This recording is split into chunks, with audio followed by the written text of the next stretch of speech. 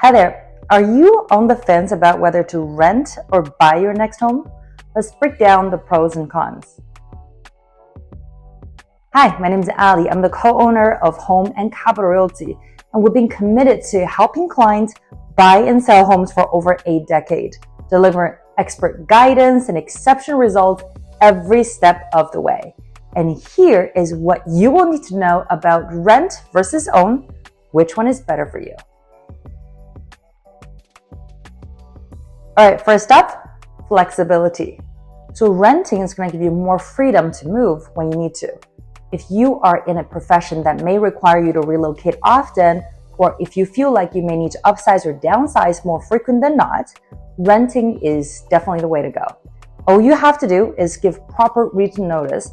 So depending on the state or province you're living in, or the type of lease you have signed, it could range anywhere between like a month to 2 months, and sometimes as little as a week.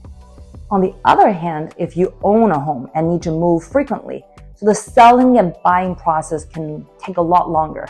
But of course, that's going to be dependent on the real estate market condition.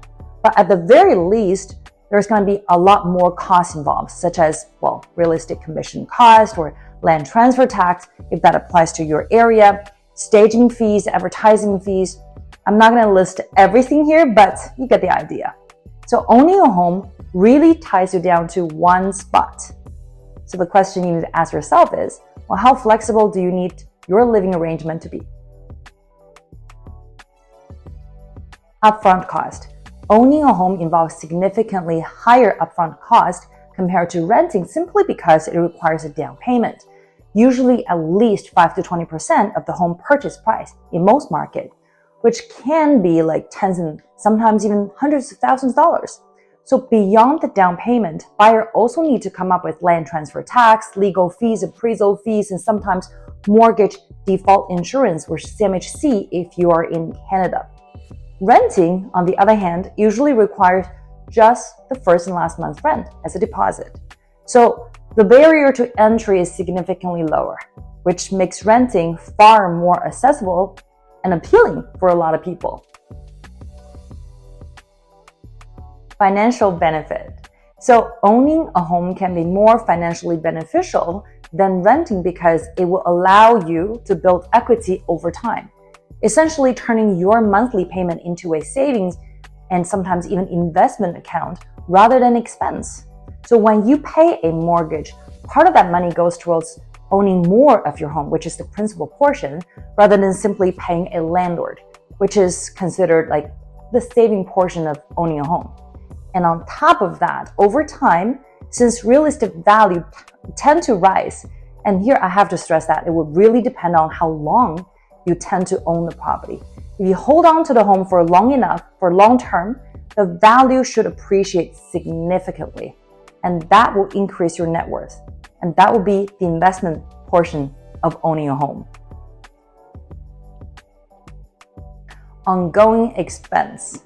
So owning a home often comes with significantly higher ongoing expense compared to renting because homeowners are responsible for all the costs associated with maintaining and operating the property.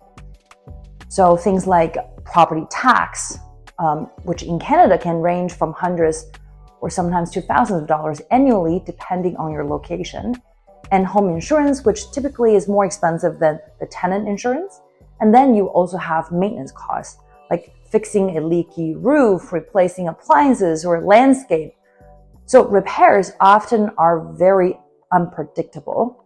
And by the way, if you already are a homeowner, it's a great idea to keep aside about 10% of your mortgage payment and use that as a reserve fund for potential repairs. And for any condo owners, the monthly condo fee is another expense. And if you have to experience any source of special assessment in the condo, that can be a huge lump sum of money. I've seen anywhere between like thousands to tens and thousands of dollars in one go. So it can be a major expense.